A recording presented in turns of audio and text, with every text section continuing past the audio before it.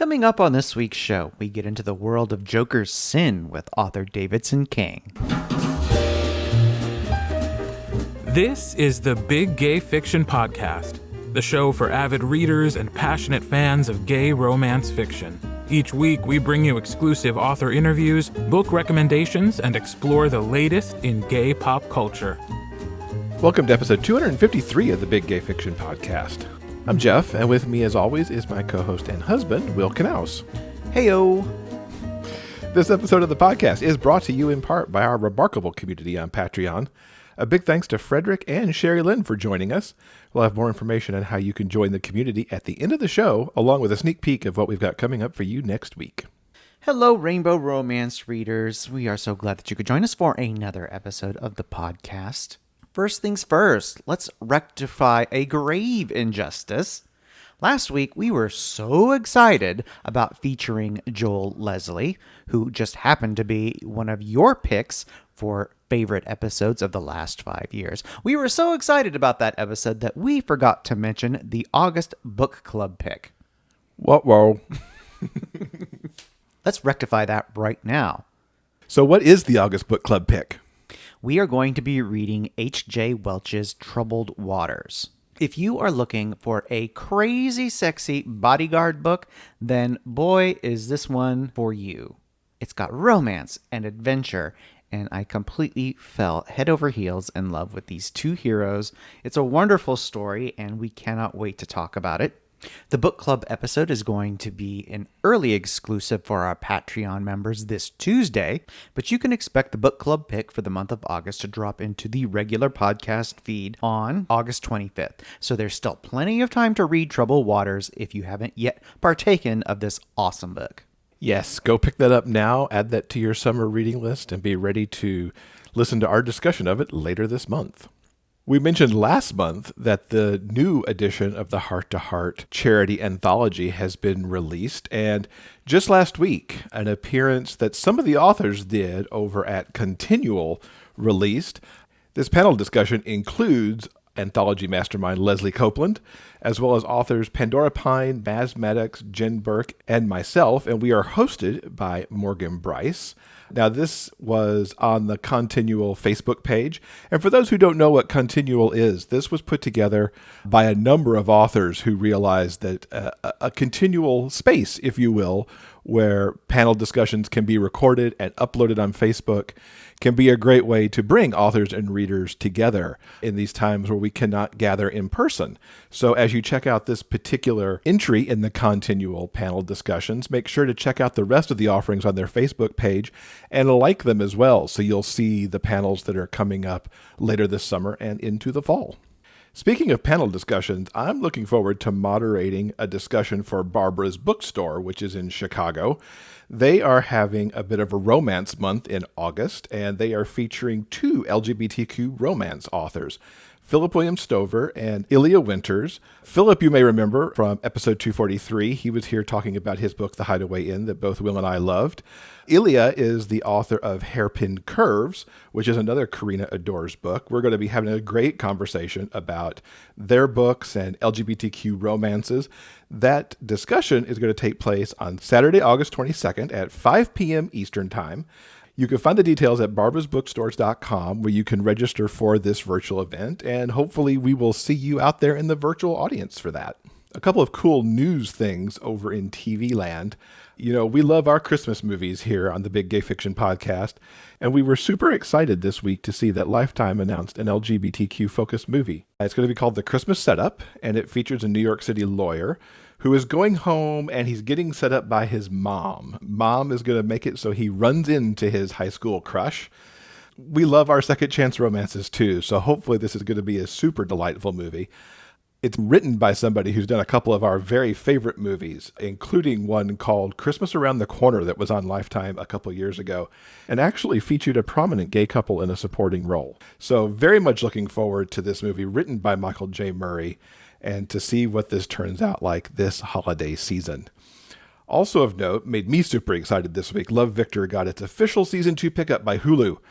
No dates on when we get to go back to Creekside with Victor, but very much looking forward to that as well. That is indeed great news. We're looking forward to both of those projects coming to fruition on our TV screens very soon. But now let's talk about something that's available right now. Jeff and I recently partook of 2 documentaries that recently premiered on separate streaming channels. The first we'd like to talk about is Are Freestyle Love Supreme, and that's on Hulu. And it is the history of the hip-hop theatrical improv group that has essentially helped shape modern American theater. One of the primary movers and shakers is, of course, Lin-Manuel Miranda. And the documentary covers the various members of the group, how they came together in the days when most of them were just little baby hip-hop artists right out of college. They helped establish a black box theater in New York City where they could showcase their talents in the days leading up to the premiere of In the Heights. And it follows them throughout the years and how the group deals with the overwhelming international success of Hamilton. I really enjoyed this documentary for a couple of reasons. First, it's interesting to see how the seeds of this group actually fueled In the Heights and Hamilton. But from a sheer creativity standpoint, what these folks do in Freestyle Love Supreme, it's essentially improv. I mean, it's straight up improv, getting words from the audience, getting things from the audience to create the show with. But not only are they improving, they are rapping and creating rhymes on the fly. It was amazing to watch it unfold, and also to see the tight bonds that these creatives formed over the years. I really enjoyed it. It was pretty inspirational and wildly entertaining. One more documentary we recently enjoyed is called Howard, and that premiered on Disney+. And it's a biographical doc about lyricist Howard Ashman. It covers his youth to his early days trying to break into the New York theater scene, and then how he eventually got paired up with composer Alan Menken and created the off-Broadway success of Little Shop of Horrors, and then following him to his success with Disney and writing the music for such classics like The Little Mermaid and Aladdin, and eventually his struggle with AIDS and his fight to finish the work on Beauty and the Beast.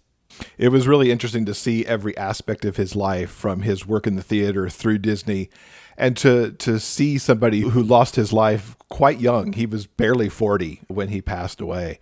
And to think of the body of work that he left behind in the years that he was creative, but also to consider what he didn't get to work on because of his untimely death. It's a very good documentary with so much Disney history and Broadway history all mixed into it. So if you're interested in checking out Howard for yourself, that is available right now, streaming on Disney+. Also, We Are Freestyle Love Supreme is available to watch right now on Hulu. And as we move into books, I want to talk about a couple things we've been hearing from our listeners from our post over on Patreon. Heather very much recommends People Like Us, which is the second book in the Winsford Green series from Ruby Moon. It's a historical, and Heather says that she actually found herself rereading the dialogue because it was, quote, hitting me right in the feels. And overall, I slowed my reading down to draw the story out, unquote. That's always the sign to me that a book is really good. I tend to note that I read too fast and that I deliberately slow myself down because I know that I'm going to end up and finish it too soon. And also, Rhonda made this comment that I totally agree with. Why do my favorite authors all put out books at the same time? Just in the last week or so, she's been balancing new books from Charlie Cochet, G.L. Carriger, Emma Alcott, and she's got Lily Morton on deck ready to go. I totally understand. There's been way too many books this summer to get into, and my TBR is just, it's spilling over. It's like spilling out of the Kindle or something. It's really ridiculous. An embarrassment of riches, to be sure. Which leads to a recent release I want to talk about. It's Allison Temple's Boyfriend with Benefits. Now, I started off the week reading something else, but it really just didn't capture my interest, which would normally send me into a funk. You know, you look forward to reading a book, but then once you crack open those Kindle pages, it just doesn't do it for you. So I had an unexpected reading slot open up in the middle of the week, and the cover of this one caught my eye, and I said, well, I'll give Allison Temple a try, and I am so glad I did. It ended my week on a high note. This is exactly what I needed. Boyfriend with Benefits is about Bailey, whose work life has been turned literally upside down when a company merger means that he'll have to work with his high school nemesis, Jack the Jerk. Now, because of reasons, Bailey asks his roommate Gordo, who he assumes is straight, to play his boyfriend while they're in Vegas for a corporate retreat. Gordo. What can I say about Gordo? It there just aren't words. He is this big, gentle giant. He is a quiet guy, a bit of an enigma, but remarkably kind. He rescues exotic pets and fosters like turtles and snakes and lizards. And while in Vegas, Bailey realizes that Gordo is in fact not so straight after all. And once they get the fact that they're both remarkably attracted to one another, he also learns that Gordo is bonkers amazing in the sack. But as I mentioned also, Gordo is remarkably kind, and he does numerous things for Bailey, both big and small, to help him navigate the difficulties that he's dealing with his job. Boyfriend with Benefits gives you literally everything you could ever ask for a book with the fake boyfriend trope. In the end, our two heroes are head over heels in love, and Jake the Jerk gets his comeuppance. Like I said, this book was exactly what I needed, and I really, really enjoyed it. The most memorable part being the character of Gordo. He is just a big, giant teddy bear of a cinnamon roll hero, and I highly recommend everyone check out Boyfriend with Benefits. Well, I'm glad you avoided the reading funk, because I know how it can be when you get into that book that it's just not quite what you want.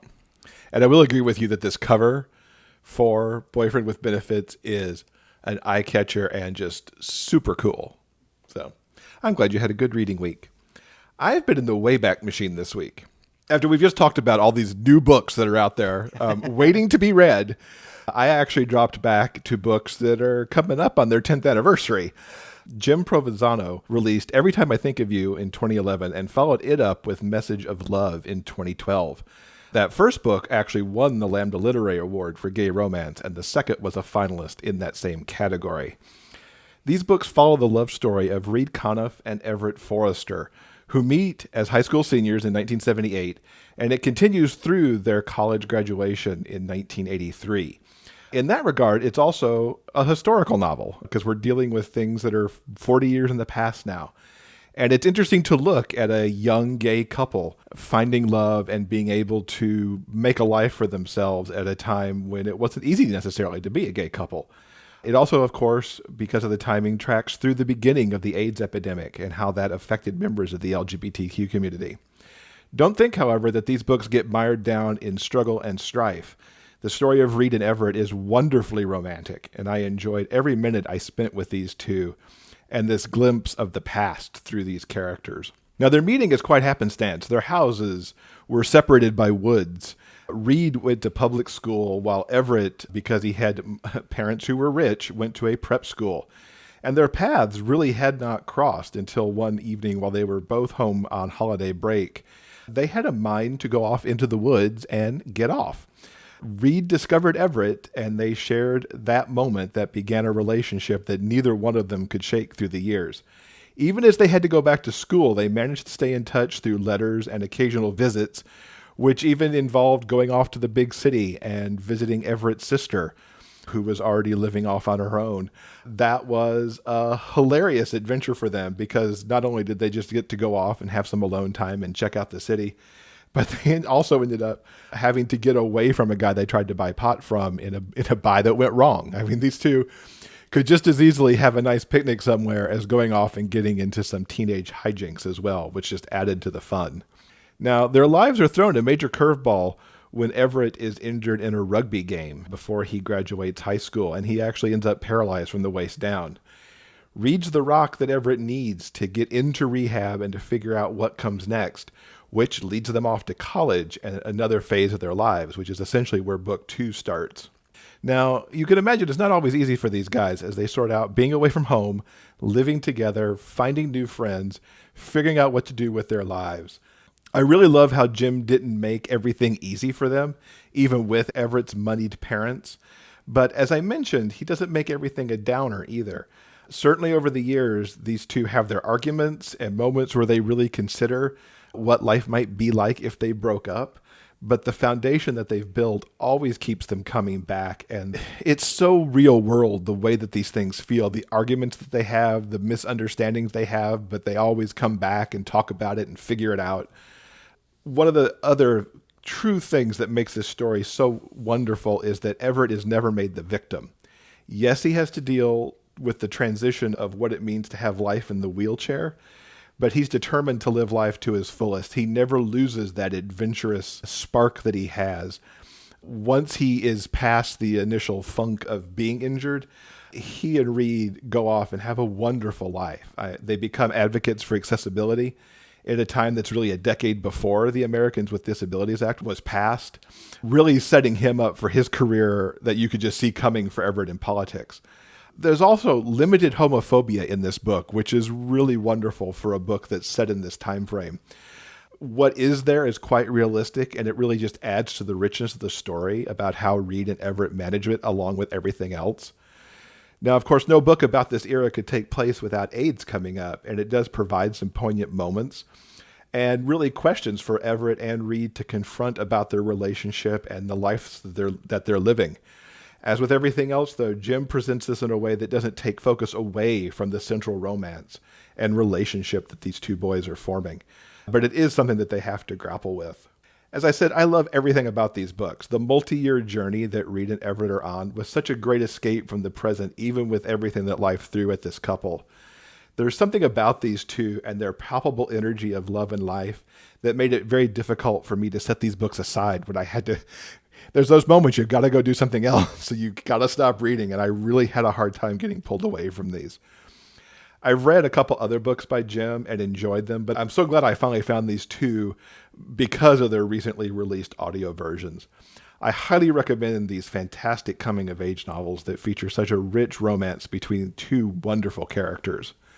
Now, I do have to note here that alongside my recommendation for these books is the fact that they will not meet the expectation of every romance reader, as Reed and Everett do have, as they put it, dalliances while they're a couple. Now, hopefully that's not going to put you off meeting Reed and Everett, because these guys really have a relationship worth reading. Yeah, I certainly hope people will give these classics a try.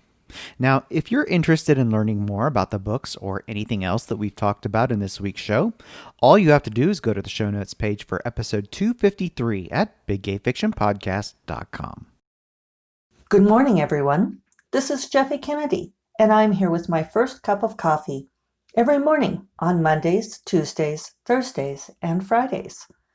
I'm an award-winning author of fantasy and romantic fantasy, and I chat with you over my first cup of coffee of the day, discussing what it's like to be a career author. I honestly share the ups and downs of this business, including my daily challenges and triumphs in getting my novels written. I give insights into the business side of being a writer, including agents, publishing, both traditional and self-publishing paths, and how much money I really make. I also give writing advice and reflect on leading a fulfilling and creative life. It's low-key, conversational.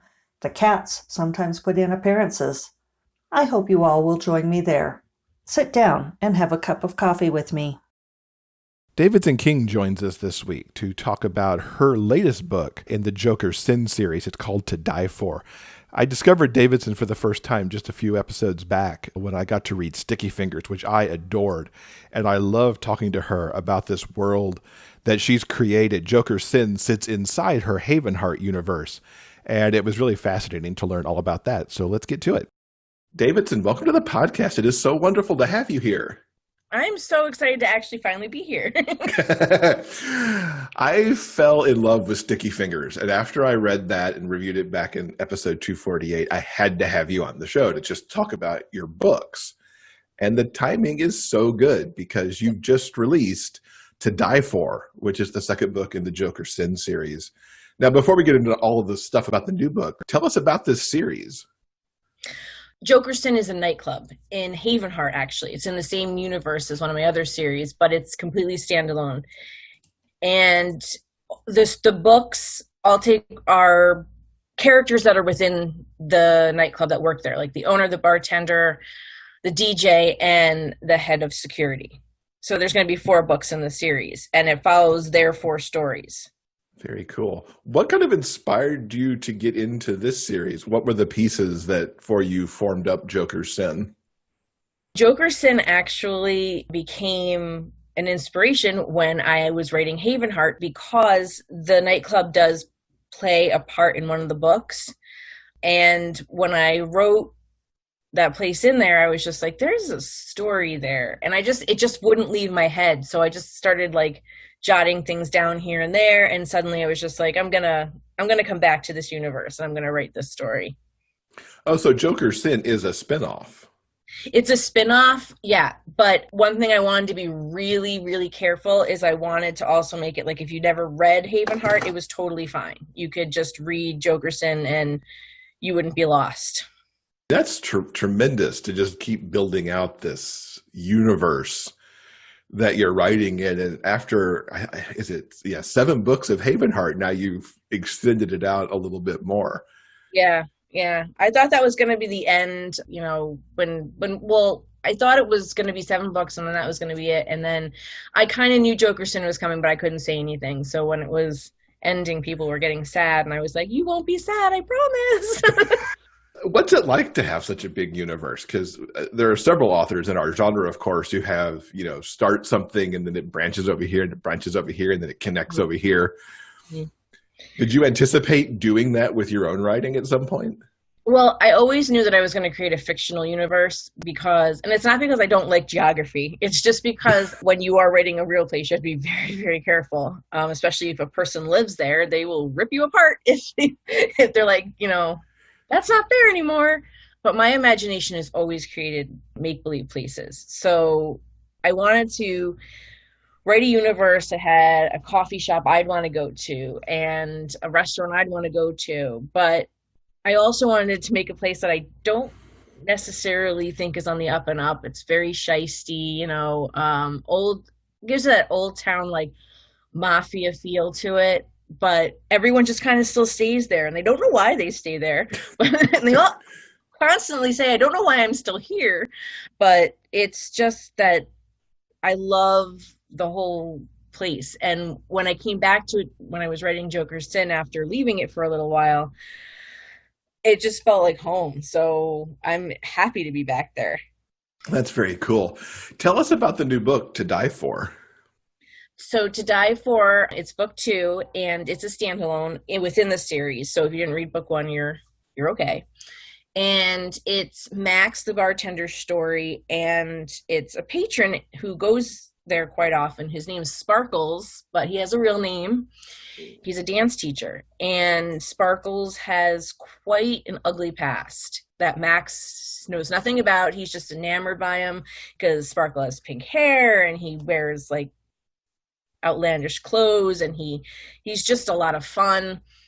And Sparkles wants nothing to do with him, and Max wants everything to do with him. And Max lives at home with his mom and his sisters, and he's Italian, and they're interfering.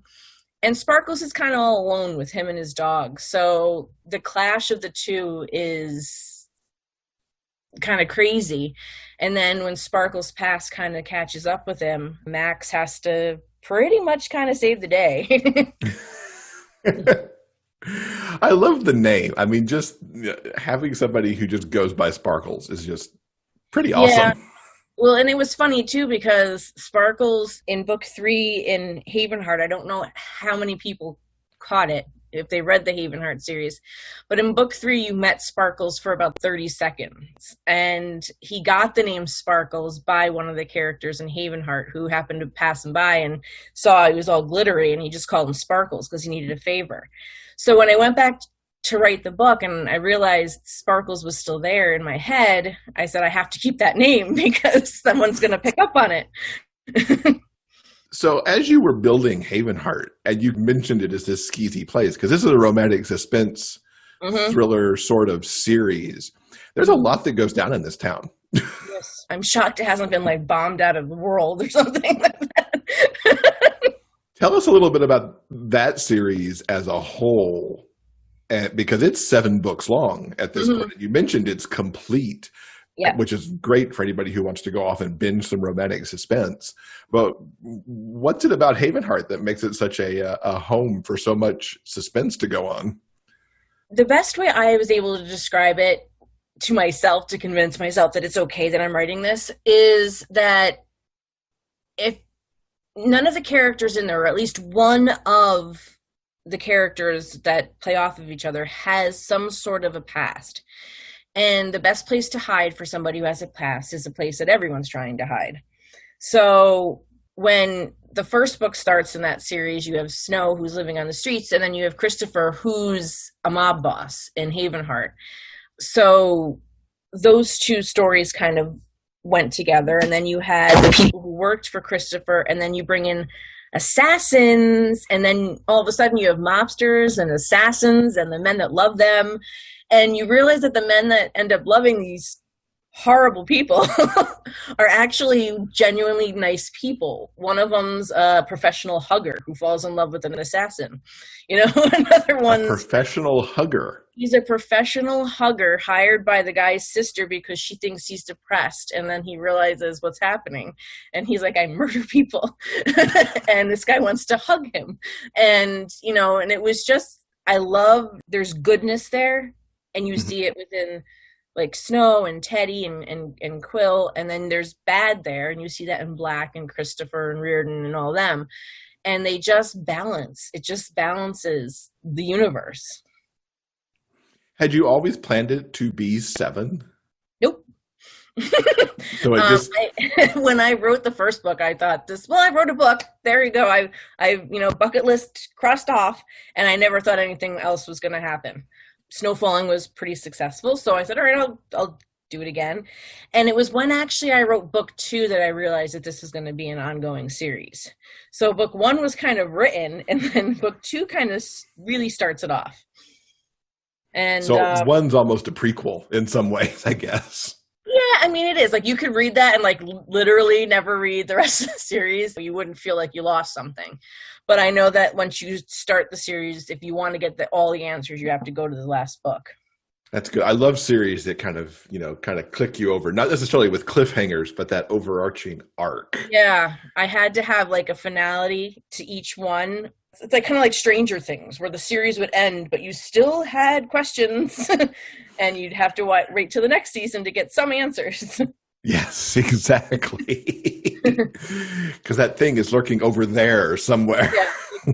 We forget about that. Did you enjoy building the world out as you kept going? And did you run into any particular plot points that needed more research than others? Because the world is so not believable at all. I mean, I'll be honest with you. I don't think there's a place in this entire world that is like Havenheart. And there were sometimes a point, and one of my betas picked up on it once, and they were just like, how many things can you possibly have on Fifth Avenue? And I'm like, is there a lot of things? She's like, yeah, you really have to give another road. And I'm like, okay. So, like, that would be, like, a thing. And I'm just like, I didn't even think about that. I would just, like, Fifth Avenue, why not? Fifth Avenue is really big in New York. So, I mean, that was kind of a thing. Because even though I created it, I had to realize how much I was putting in a certain area. I love that. It's like, it's more than Main Street. It's everything street. Yeah. I'm like, no, it's just a big circle of Fifth Avenue. It's just... Do you have a particular favorite story that you told in that universe? I know that's a little bit like picking your own child, but I think every author has one book in a series that's like, that one's kind of the pinnacle right there. Yeah, I mean, I think it's always cheesy to say that it was my first one, but, the first one was, I think was always, your first book is always something special. Any author will tell you, like, that first one is, your baby. But I actually had the most fun writing the last one because I brought every single character from the series back for that final book. And, well, it was tricky, very hard, and there was a book Bible. It was so much fun to have them all interacting for the first time. Mm-hmm. So I would definitely say that Raven's Heart, which is the 7th book, was my favorite to write. And I would guess that you must have Havenheart people making cameos in Joker's Sin since it's the local bar.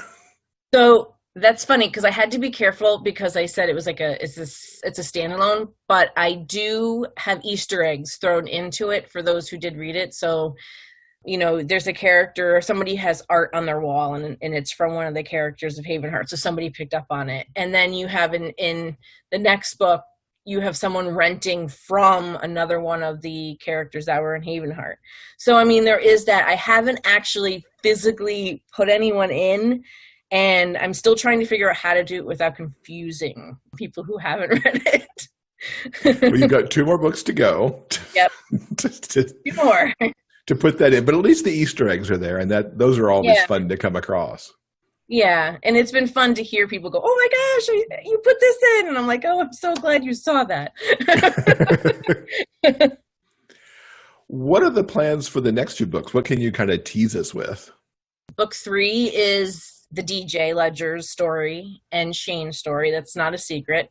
People picked up on that. And then the last book is the head of security, and I was totally making his book last because he's by far the most mysterious. And the third book, it's a stalker story. And in the fourth book, the last one, is a serial killer story. And there's been mention of a restaurant called Vane's, and you actually know Vane's from Haven Hart, and you know Vane's from Joker's Sin. And in this one, you actually have the owner of Vane's in the fourth book, and that's who's paired up with the security guy. Try to make each one different, but, violent, because apparently that's what it is there. Apparently, yes. Why do people live there? I don't know. I don't know either. I'm like, why are you people here? Do we get to go back to Haven Hart later for something else? It's funny because my husband, he's my soundboard, and I'm always just like, what do I do next? Because I love going here. And he was just like, well, I mean, you can either have someone that's from there and give them another story. And he's like, or you can have somebody else who just, that's their home base, but they go around. So I do have a series coming, but I don't think it's going to happen till the end of next year. And it's a hitman. And kind of like, I don't know if anyone ever saw The Accountant, where he's kind of like a loner in a sense. And he has his handler. So it's kind of like him and his handler, and his base is going to be in Haven Hart. So that's how I'm going to work that back in again. So you don't always write these intense romantic suspense books, because Sticky Fingers was more, I would call it maybe romantic suspense light in terms of the way that it ultimately panned out, but it's more a contemporary billionaire trope romance it's also an age gap. Yeah. Where did this come from after all this that you've written that is so kind of, on the heavier romantic suspense side in this terrible town? I know, it was kind of weird to not write there. And I had to very much keep it apart because I had to remember it wasn't in the same universe. So because of that, I did need to make it later, or else I think someone might have called a therapist for me. But Sticky Fingers came to be because I went to the beach one day with my mom about 3 years ago. And it was this little private beach area that kind of reminded me of Cabot Cove from Murder, She Wrote. But everyone was rich, and except for me and my mom. And we were sitting outside of a cafe, and I was looking around, and there was just mansions in the distance and stuff like that. And, there's people walking by, and I got this whole thing came. I was like, somebody who stayed here for a summer could totally pickpocket all these people and probably be rich by the end of the summer. And from that kind of Sticky Fingers just kind of came to be. And I was just like, what if somebody did get a job for the summer and got rich off of that? But I needed to obviously make it a little bit more. I needed to give Kyle a good reason why he would do something like that, because he's not a bad guy. So his friend certainly is, though. Friend is not a nice person, no. But I knew it wasn't going to be a, murdery kind of a book, because it just didn't feel like it was. And it was a little weird to not write murder in it, to be honest with you. And I did actually get a review once that I read that somebody said that it was so different from my Haven Hart books that they weren't even 100% sure that I even wrote it. And I was like, oh, I don't know if that's good or not. But yeah, I mean, I think that an author, can be versatile, and sometimes it works, sometimes it doesn't. I mean, you still had a suspense element in it, though. Yeah. I mean, a little bit, I think so, yeah. But it was, I think, more, you actually said it really, really well in your review. It was very Dynasty-esque. It was very soap opera-ish in a sense. And it was funny you said that, because when I was writing it, and I was just like, this would never happen. I mean, maybe Joan Collins would make this happen. But Alexis would totally do that. Yeah. So, I mean, it was kind of funny that you said that. So, and these things don't happen. My books, these things don't, I mean, maybe they do. I don't know these people, but no one I know that this happens to. So it's not believable. Like these people, I don't know them. And I liked how you kind of play with that billionaire trope a lot and keep the power dynamics between the two characters really kind of balanced out in how they, what they bring to the table to essentially help and fix each other.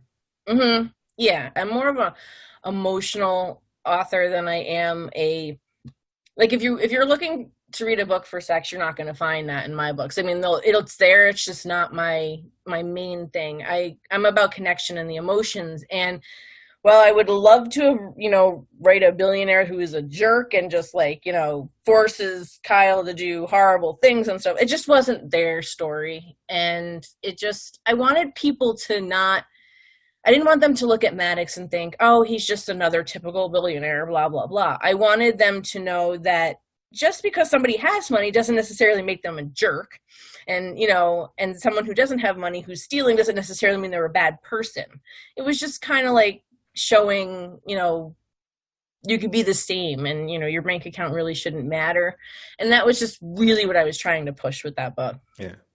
And with Maddox, too, I was more into his story of essentially coming into his own in the business and to himself than the fact that he had, all this money that he could throw around if he wanted to.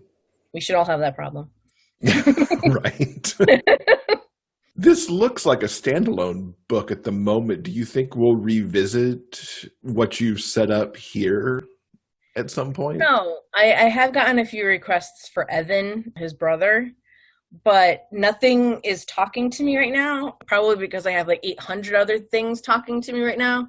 But I will, never say never. I never say never. I never thought I'd come back to Haven Hart when I started writing it, so who knew? So coming back to the brothers is interesting. I was thinking coming back to the resort, but coming back to the brothers is interesting too. The resort's an idea too. See, look at you not helping. I give that to you if you want. More interesting people at the resort. Now, the core of your books, as we talked about a little bit, is really kind of murdery and a little dark. Yeah. What intrigues you about working inside that realm? My mom asked me that once. She's like, what's wrong with you? I raised you to be a good girl, didn't I? Because she reads all my books, and she's like, I don't know what's wrong with you. And then she, of course, tries to make parallels. Is this supposed to be your father? And I'm like, no. I think it's just like, I've always been fascinated with, I love the History Channel, and I literally watch like all the crime dramas and, the mafia, things like that. And while I don't ever want to be in the mafia, and while I never want to be, have the attention of an assassin, I'm intrigued by that life. And I always find it, like I like watching about serial killers, but I don't ever want to be their victim. And I just find the whole mindset of it to be so much more interesting than my life. So I just kind of wanted to, see what I could do with it and almost like humanize them. And I have fun with the anti-hero. I have fun showing, the not so bad guy and the person that I think we all sometimes want to be the vigilante in so many cases, and they can. So it just kind of is like a therapy. So I kind of enjoy it. And everybody needs their little bit of therapy. Yeah, and if it means murdering bad people and I feel good about myself afterward, then good. You mentioned that the first Haven Hart book was really kind of, okay, it's on your bucket list. Okay, I've written a book. How did writing a book get onto your bucket list? What kind of propelled you to pick up pen and go for it? It was more of a challenge. When I was, and if anyone even just opened up the Snow Falling book and looked at the dedication, it makes sense. When I was in junior high school, I told my guidance counselor that I wanted to be a writer. And she told me that I didn't have I wasn't, for lack of a better word, smart enough to be a writer. She said that I lacked the discipline. Oh, that is and that terrible. I just wasn't, she's like, she's like, you're just not there. And she's just like, I would stick to something that's more you. And of course, she never told me that. And her guidance was terrible. And so I never really wrote. I just read all of these books for years and years and years. And I never told anybody. And on the side, I was just kind of dabbling with it. And one day I mentioned it to a friend, and she's like, I'd like to read it. And I was like, no, oh my God, it's never going anywhere.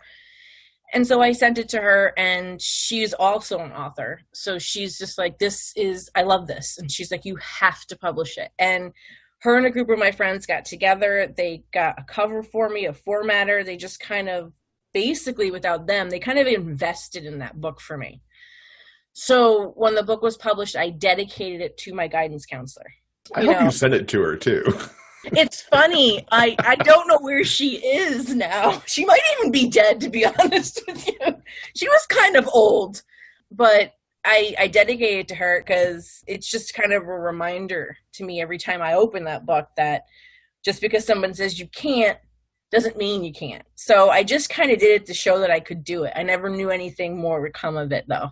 Love that story. Not the guidance counselor part, but that you just persevered and just, did it. Yeah, but I mean, like, there's so many people, like, I have kids, so, I'm always listening to what their teachers and stuff are telling them, and, I could just be like, sometimes I'll be like, that's the worst advice I've ever heard. Like, how did you come to write romance as your first book? I used to write fan fiction, and it's funny because N.R. Walker and I were talking about this the other day. We wrote fan fiction at the same time in the same universe. And what was your universe of choice? It was the Twyfic universe. And we had no idea who we were until I told her my name and she told me hers, and I was like, oh my God. And we read each other's stuff, and we had no idea. And then my friend, who's also reviews on my blog, actually, she told me to read a book called The Coil by L.A. Gilbert because it had an autistic boy in it, and my son's autistic. And I was just like, oh, okay. And it was the first book I ever read. And the second I read it, I was just like, oh my gosh. I'm like, this was really, really refreshing and good. And she kind of was just like, well, then read all these. And then I just kind of I never, I never look back. That's awesome. And you mentioned the blog, which is Diverse Reader. Yeah. What pivoted you into reviewing and blogging?